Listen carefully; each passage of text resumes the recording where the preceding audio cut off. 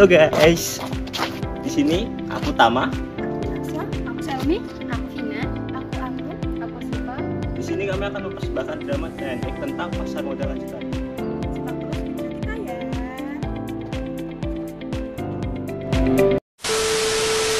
Aduh, kepalaku pusing banget ya gara mata kuliah pasar modal tadi.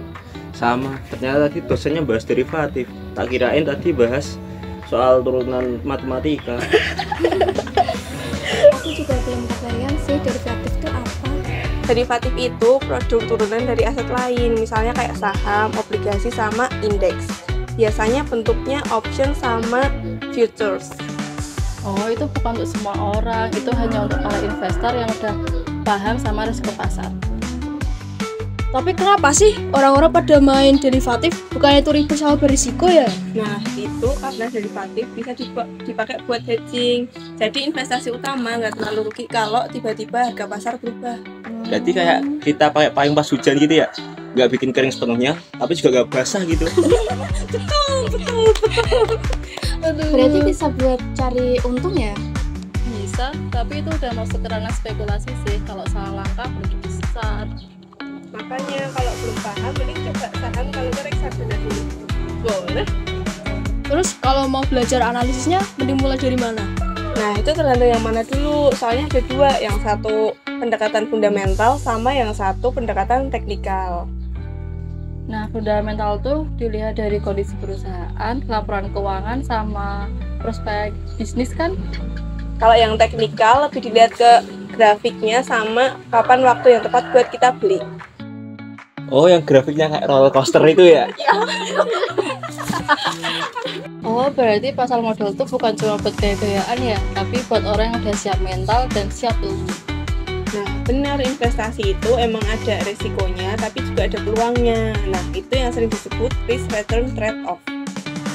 Wih, keren banget bahasanya. Harus aku catat nih, biar nanti kalau dosen tanya ke aku gak bengong lagi.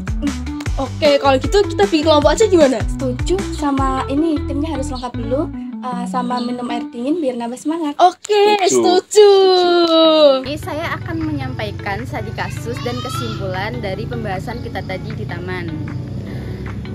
Nah, contohnya di internet tertera konflik dari perusahaan tambang mineral batubara, sebuah studi kasus pada subsektor tambang mineral batubara yang tercatat di Bursa Efek Indonesia untuk periode 2019 sampai 2022.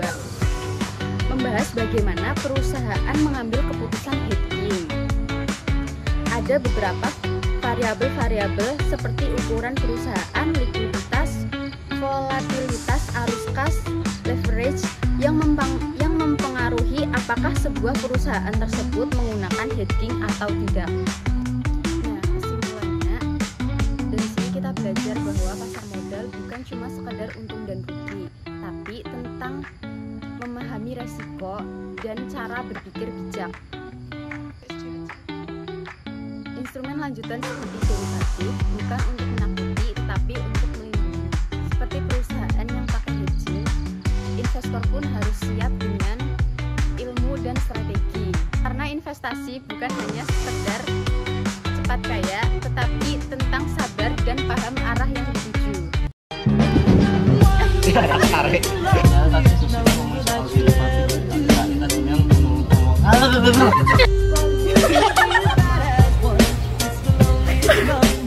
Ya. Kan pengen ngomong be aku, gue nama. Masya Allah ya Rasulullah ya Rasulullah. Masya Allah. Sekat.